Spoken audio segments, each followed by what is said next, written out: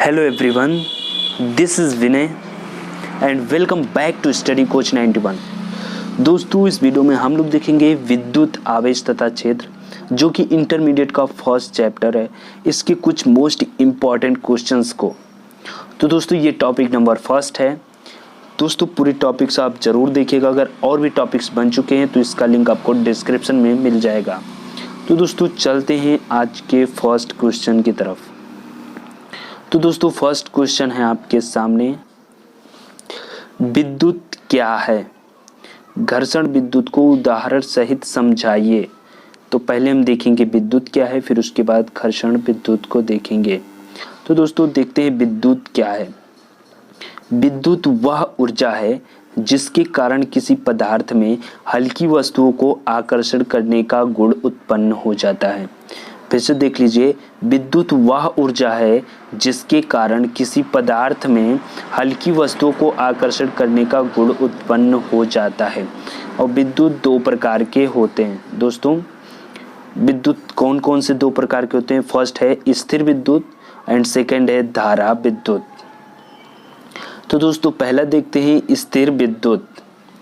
स्थिर विद्युत में क्या है कि पदार्थ में उत्पन्न धारा को बहने ना दिया जाए, स्थिर ही रखा जाए, स्थिर विद्युत कहलाता है।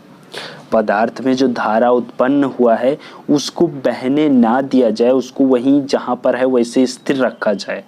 दिस कॉल्ड इज स्थिर विद्युत। ठीक है। नेक्स्ट है धारा विद्युत।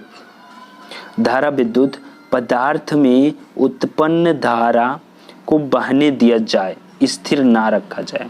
अभी स्थिर विद्युत में हम लोग धारा को बहने नहीं दे रहे थे, स्थिर रखा जाता था। लेकिन इसमें क्या डिफरेंस है कि धारा विद्युत में पदार्थ में जो धारा है उसको स्थिर ना रखा जाए, उसे हम क्या बहने दिया जाए। ठीक है। तो दिस कॉल्ड इज धारा विद्युत कहलाता है। ठीक है। उदाहरण के लिए अगर देखा जाए तो धारा विद्युत का उदाहरण है तारों में बहता हुआ करंट। अगर आपके घर में बिजली है, आपको सभी के घर में होगा शायद इस समय, तो उसमें जो तारों में करंट बहता है, this is example of current electricity, यानी धारा विद्युत की एग्जाम्पल है। एंड नेक्स्ट है घर्षण विद्युत। अभी क्वेश्चन में पूछा गया घर्षण विद्युत को बताइए। ठीक है। तो घर्षण विद्युत क्या है? वह विद्युत जो घर्षण के कारण उत्पन्न होती है, घर्षण विद्युत कहलाती है। मतलब वह विद्युत जो घर्षण करने के कारण, यानी किसी दो चीज को रगड़ने के कारण उत्पन्न होती है, दिस कॉल्ड इज घर्षण विद्युत। वो घर्षण विद्युत कहलाती है। अगर हम उदाहरण देखें घर्षण विद्युत की, तो जब हम सूखे बालों में लगातार कंघी को घुमाते हैं, ठीक है, तब बालों और कंघी के मध्य घर्षण होता है। ठीक है।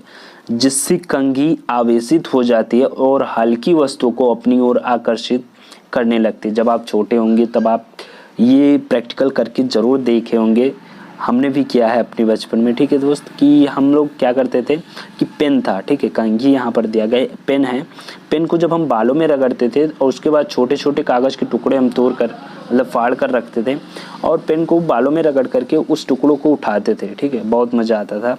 तो दोस्तों, वही उसमें घर्षण विद्युत उत्पन्न हो जाते थे। अब नेक्स्ट क्वेश्चन, जो कि सेकंड क्वेश्चन पे चल।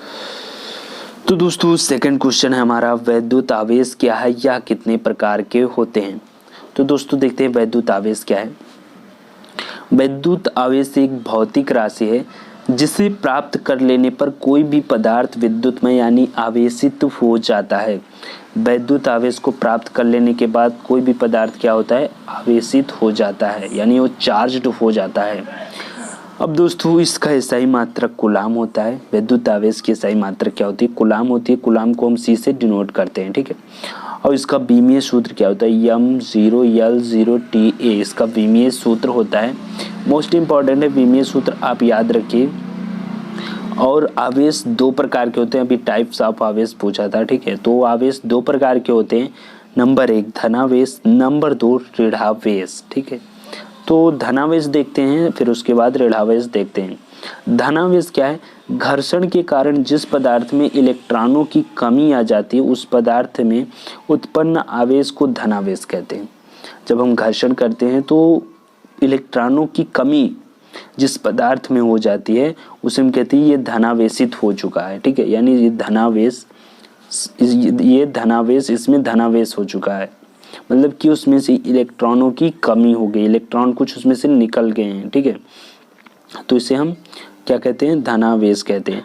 और इसे प्लस चिन्ह के द्वारा प्रदर्शित करते हैं, इसे हम प्लस चिन्ह के द्वारा प्रदर्शित, जैसा कि नाम से ही जानकारी है धनावेश, धनावेश मतलब प्लस के चिन्ह से, ठीक है। उसके बाद नेक्स्ट है अब हमारा ऋणावेश। ऋणावेश क्या है, घर्षण के कारण जिस पदार्थ में इलेक्ट्रॉनों की संख्या में वृद्धि हो जाती है। अब घर्षण करने पर जिस पदार्थ में इलेक्ट्रॉन जो है बढ़ जाते हैं उस पदार्थ में उत्पन्न आवेश को ऋणावेश कहते हैं, इसे माइनस के चिन्ह द्वारा प्रदर्शित करते हैं। ऋणावेश को माइनस के चिन्ह द्वारा प्रदर्शित करते हैं, यानी किसी दो पदार्थ में घर्षण के कारण जिस पदार्थ में इलेक्ट्रॉनों की वृद्धि हो जाती है उसे ऋणावेश कहते हैं, और जिसमें इलेक्ट्रॉनों की कमी हो जाती है उसे धनावेश कहते हैं, ठीक है दोस्त। उसके बाद है आवेशों के मध्य लगने वाला बल। आवेशों के मध्य लगने वाला बल, कैसे आवेशों के मध्य कैसा कैसा बल लगता है, ठीक है। दो सजातीय या समान प्रकार के आवेशों के मध्य प्रतिकर्षण बल कार्य करता है, ठीक है। दो सजातीय यानी कि अगर हम प्लस प्लस बल लगाएं तो प्रतिकर्षण एक दूसरे को क्या करेंगे, दूर ढकेलेंगे, ठीक है। और जबकि दो विजातीय यानी विपरीत प्रकार के बल लगाएं, जैसे एक प्लस लग गया माइनस लग गया, तो ये दूसरों को अट्रैक्ट करेंगे यानी अपनी तरफ आकर्षित करेंगे, ठीक है। अब जैसे माइनस माइनस लग गया तब भी वो एक दूसरे को क्या करेंगे, दूर भेजेंगे, और माइनस प्लस लग गया तब भी एक दूसरे को क्या करेंगे, अट्रैक्ट करेंगे यानी अपने आकर्षित करेंगे। तो दोस्तों थर्ड क्वेश्चन है हमारा, आवेश उत्पत्ति का इलेक्ट्रॉनिक सिद्धांत क्या है, उसे समझाइए, ठीक है। तो पहले हम हेडिंग डालेंगे आवेश उत्पत्ति का इलेक्ट्रॉनिक सिद्धांत, ठीक है दोस्तों। उसके बाद हम लिखेंगे उसमें प्रत्येक पदार्थ परमाणुओं से मिलकर बना है। परमाणुओं के केंद्र में नाभिक होता है, नाभिक में प्रोटॉन तथा न्यूट्रॉन पाए जाते हैं। प्रोटॉन क्या होता है, धनावेश होता है प्रोटॉन पर, न्यूट्रॉन क्या होता है, वो उदासीन होता है, उस पर कोई चार्ज नहीं होता है, ठीक है। और नाभिक के चारों ओर इलेक्ट्रॉन चक्कर लगाते हैं, नाभिक के चारों ओर क्या करते हैं, इलेक्ट्रॉन चक्कर लगाते हैं। इन पर ऋणावेश होता है, इलेक्ट्रॉन पर ऋणावेश होता है। जो इलेक्ट्रॉन नाभिक की पास वाली कक्षा में होता है वह बद्ध इलेक्ट्रॉन कहलाते हैं, जो नाभिक के सबसे पास वाली कक्षा में होते हैं वह बद्ध इलेक्ट्रॉन कहलाते हैं, तथा जो इलेक्ट्रॉन अंतिम कक्षा में होते हैं वह मुक्त इलेक्ट्रॉन कहलाते हैं। जो इलेक्ट्रॉन अंतिम कक्षा में रहते हैं वह क्या कहलाते हैं, मुक्त इलेक्ट्रॉन कहलाते हैं। और यही जो मुक्त इलेक्ट्रॉन होते हैं वही आवेश उत्पत्ति के उत्तरदायी होते हैं। यही मुक्त इलेक्ट्रॉनों से क्या होता है, आवेश की उत्पत्ति होती है। ये देख लीजिए, ये है हमारा परमाणु, ठीक है, परमाणु ये हमारा परमाणु, और ये जो है हमारा है नाभिक, ठीक है। नाभिक में न्यूट्रॉन है और प्रोटॉन है, उसकी बाहरी कक्षा में क्या है, इलेक्ट्रॉन चक्कर लगा रहे हैं। तो जो सबसे समीप कक्षा ये है, ठीक है, इसमें बद्ध इलेक्ट्रॉन होती है, इसमें जो इलेक्ट्रॉन होते हैं वो बद्धे रहते हैं, ठीक है। और सबसे बाहरी कक्षा ये है, इसमें जो इलेक्ट्रॉन है वो मुक्त इलेक्ट्रॉन है, ठीक है। तो दोस्तों अब हम देखते हैं कुछ आवेशों के बारे में, ठीक है। जो इलेक्ट्रॉन प्रोटॉन न्यूट्रॉन है इनको किससे हम प्रदर्शित करते हैं, और जो है इसकी आवेश कितना होता है, द्रव्यमान इसका कितना होता है, ये अब हम देखेंगे। मोस्टली इम्पॉर्टेंट है ये, आप जरूर याद कर लीजिएगा, ठीक है। उसके बाद देखिए इलेक्ट्रॉन है, इलेक्ट्रॉन को हम ई से डिनोट करते हैं, और प्रोटॉन को पी से डिनोट करते हैं, न्यूट्रॉन की जो है एन से डिनोट करते हैं, यानी एन से प्रदर्शित करते हैं। जो इलेक्ट्रॉन की आवेश होती है वो -1.6 इंटू 10 के पावर -19 कूलम होती है। प्रोटॉन का भी आवेश उतना ही होता है, बस ये प्लस में होता है, +1.6 इंटू 10 के पावर -19 कूलम होता है। और जो न्यूट्रॉन होता है, न्यूट्रॉन की आवेश कितनी होती है, 0 होती है, ये आवेश रहित होता है, ठीक है, यानी इस पर कोई आवेश नहीं होता है। इसके बाद अगर हम द्रव्यमान की बात करें तो द्रव्यमान जो होती है इलेक्ट्रॉन की वो होती है 9.109 इंटू 10 के पावर -31 किलोग्राम। और जो प्रोटॉन की द्रव्यमान होती है वो 1.672 इंटू 10 के पावर -27 किलोग्राम होती है। और न्यूट्रॉन की द्रव्यमान जो होती है 1.674 इंटू 10 के पावर -27 किलोग्राम होती है। तो दोस्तों ये मोस्टली टेबल आप जरूर याद कर लीजिएगा। उसके बाद चलते हैं हम लोग अपने चौथे क्वेश्चन की तरफ। चौथे मोस्ट इंपॉर्टेंट क्वेश्चन है, आवेश का संरक्षण नियम क्या है। ठीक है, आवेश संरक्षण का नियम क्या है, आवेश का संरक्षण नियम क्या है। तो आवेश का संरक्षण नियम है किसी पृथक्कृत निकाय में ना तो आवेश उत्पन्न किया जा सकता और ना ही नष्ट किया जा सकता है। आवेश संरक्षण का नियम यही कहलाता है। बस इसे एक से दूसरे में ट्रांसफर किया जा सकता है आवेश को, ना ही इसे हम उत्पन्न कर सकते हैं और ना ही इसको नष्ट कर सकते हैं। तो दोस्तों नेक्स्ट क्वेश्चन की तरफ चलते हैं। नेक्स्ट क्वेश्चन हमारा पांचवा है। पांचवा क्या है, आवेश का क्वांटीकरण सिद्धांत क्या है, उदाहरण सहित समझाइए। ठीक है, आवेश की क्वांटीकरण सिद्धांत को हम क्या करें, उदाहरण सहित समझाएं। तो पहले देखेंगे आवेश का क्वांटीकरण सिद्धांत क्या है। ठीक है, तो किसी पदार्थ पर आवेश की एक मात्रा हमेशा एक इलेक्ट्रॉन की मात्रा की पूर्णतया गुणज होती है। ठीक है, किसी पदार्थ पर आवेश की मात्रा हमेशा एक इलेक्ट्रॉन पर आवेश की मात्रा के पूर्ण गुणज होती है। ठीक है, अगर फार्मूला देखें Q equal two plus minus N into E। Q क्या है, Q जा आवेश। ठीक है दोस्त, Q क्या है, हमारा आवेश है।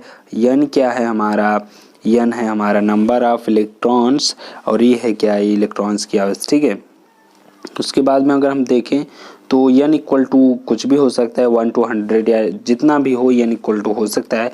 अगर हम इस पर एक फर्स्ट सवाल देखें, आपकी एक उदाहरण देखें तो हमें काफ़ी अच्छे से समझ में आएगा, इसलिए हम इसका एक उदाहरण देख लेते हैं। एक नहीं 3 उदाहरण देखेंगे। ठीक है, तो पहला उदाहरण है, एक पदार्थ में 100 इलेक्ट्रॉनों की कमी हो जाती है, तो आवेश की मात्रा व आवेश के प्रकार बताइए। ठीक है, तो दोस्तों N इक्वल टू 100, क्योंकि 100 इलेक्ट्रॉनों की कमी हुई है। E इक्वल टू 1.6 इंटू 10 के पावर माइनस 19, जैसा हमने आपको टेबल में दिखा दिया था। और अभी आपने फार्मूला देखा Q equal to N into E। ठीक है, तो N की वैल्यू और E की वैल्यू हमने रख दिया। Q बराबर हमको Q की वैल्यू ज्ञात करनी है, तो Q बराबर 1.6 इंटू 10 के पावर 2 इंटू 10 के पावर माइनस 19 कैसे हो गया। ठीक है, ये जो है 100 10 के पावर 2 बन गया। ठीक है दोस्त, और उसके बाद माइनस 19 यहाँ पर जो है वो है ही। ठीक है, उसके बाद Q इक्वल टू 1.6 इंटू 10 के पावर माइनस 17 कूलम। अगर आप इसे हल करेंगे तो ये आपका आंसर आएगा। ठीक है, उसके बाद नेक्स्ट हम उदाहरण देख लेते हैं, उदाहरण नंबर 2। दोस्तों उदाहरण नंबर 2 है क्या, एक कूलम आवेश में कितने इलेक्ट्रॉन होते हैं। एक कूलम आवेश में कितने इलेक्ट्रॉन होते हैं। कूलम आवेश Q इक्वल टू 1 दे रखा है, एक कूलम की बात कर रहा है। ठीक है, E इक्वल टू 1.6 इंटू 10 के पावर माइनस 19 कूलम, ये आपने जो है पिछली टेबल में देखा था। ठीक है, और एक फार्मूला आप जानते हैं Q equal to N E। ठीक है, तो Q की वैल्यू 1 दे रखा है, एक हमने Q की वैल्यू को रख दिया। N की वैल्यू हमें ज्ञात करना है, और E की वैल्यू 1.6 इंटू 10 के पावर माइनस 19 दे दिया है। तो इधर हम रख करके क्या करेंगे, E की वैल्यू को हम इधर ट्रांसफ़र करेंगे। E की वैल्यू जब इधर ट्रांसफ़र हो करेंगे तो हो जाएगा क्या, 1.6 इंटू 10 के पावर माइनस 19 हो जाएगा। ठीक है, तो इधर आप जब पूरा हल करेंगे, हल करने के बाद में आपकी N की वैल्यू आएगी 6.25 इंटू 10 के पावर 18। दोस्तों आप हल कर लीजिएगा, अगर हल करने में कोई प्रॉब्लम होगी तो आप कमेंट बॉक्स में हमें बताइएगा। ठीक है, तो दोस्तों अब हमारा थर्ड उदाहरण क्या है, एक वस्तु पर 80 माइक्रोकूलम ऋणावेश है, उस पर इस अवस्था में कितने इलेक्ट्रॉन अधिक होंगे। ठीक है, यानी N की वैल्यू हमको यहाँ पर फाइंड करनी है।